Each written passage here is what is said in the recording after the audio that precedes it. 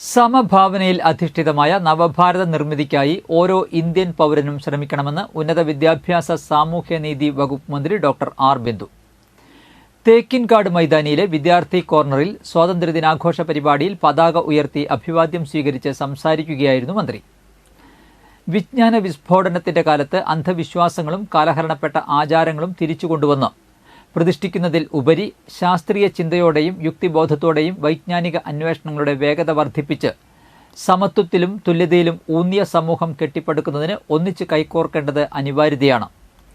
വർഗീയതയുടെയും വിഘടനവാദത്തിന്റെയും വംശീയതയുടെയും വിത്തുകൾ വിതച്ചുകൊണ്ട് ഇന്ത്യൻ ജനതയെ ഭിന്നിപ്പിക്കുന്ന പ്രവണതകൾക്കെതിരെ മനുഷ്യസ്നേഹം ഉയർത്തിപ്പിടിച്ച് നേരിടണമെന്നും മന്ത്രി സ്വാതന്ത്ര്യദിന സന്ദേശത്തിൽ വ്യക്തമാക്കി. രാവിലെ 9-ന് ഔദ്യോഗിക പരിപാടിക്ക് തുടക്കമായി. മൈതാനത്തെത്തിയ മന്ത്രിയെ ജില്ലാ കളക്ടർ അർജുൻ പാണ്ഡ്യൻ സ്വീകരിച്ചു.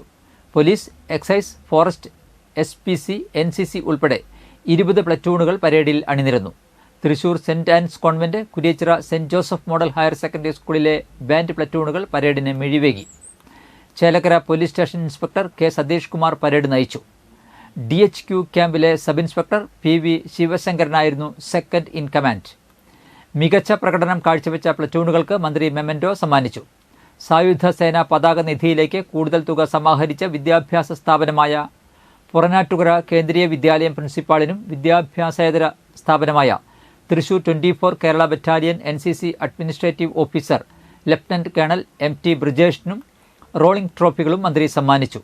തുടർന്ന് ദേശീയ ഗാനാലാപനത്തോടെ ചടങ്ങുകൾ അവസാനിച്ചു. പൂർണ്ണമായും ഹരിതച്ചട്ടവും പാലിച്ചായിരുന്നു പരിപാടി സംഘടിപ്പിച്ചത്. P. Balachandran MLA, mayor MK Varghese, ജില്ലാ panchayat president VS Prince, city ജില്ലാ പോലീസ് മേധാവി R. ഇളങ്കോ, റൂറൽ ജില്ലാ പോലീസ് മേധാവി Navneet Sharma, sub collector Muhammad Shafeeq, assistant collector Athul Sagar, മുൻ സ്പീക്കർ തേറബിൽ രാമകൃഷ്ണൻ, ജനപ്രതിനിധികൾ, ഉദ്യോഗസ്ഥർ തുടങ്ങിയവർ പങ്കെടുത്തു.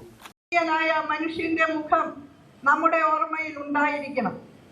സ്ത്രീകൾ, മതന്യൂനപക്ഷങ്ങൾ, ദളിത്, പട്ടികജാതി പട്ടികവർഗ പിന്നോക്ക വിഭാഗത്തിലുള്ളവർ, ഭിന്നശേഷി വിഭാഗത്തിലുള്ളവർ, ട്രാൻസ്ജെൻഡേഴ്സ്, വയോജനങ്ങൾ തുടങ്ങി അവഗണന ഏറ്റുവാങ്ങേണ്ടി വരുന്ന വ്യത്യസ്ത വിഭാഗങ്ങളെ സമൂഹത്തിന്റെ മുഖ്യധാരയിലേക്കും നേതൃനിരയിലേക്കും കൊണ്ടുവന്ന് ശാക്തീകരിക്കുക എന്നുള്ളത് ഈ സന്ദർഭത്തിൽ നാം ഏറ്റെടുക്കുന്ന സുപ്രധാനമായ ഒരു ഉത്തരവാദിത്തമാണ്.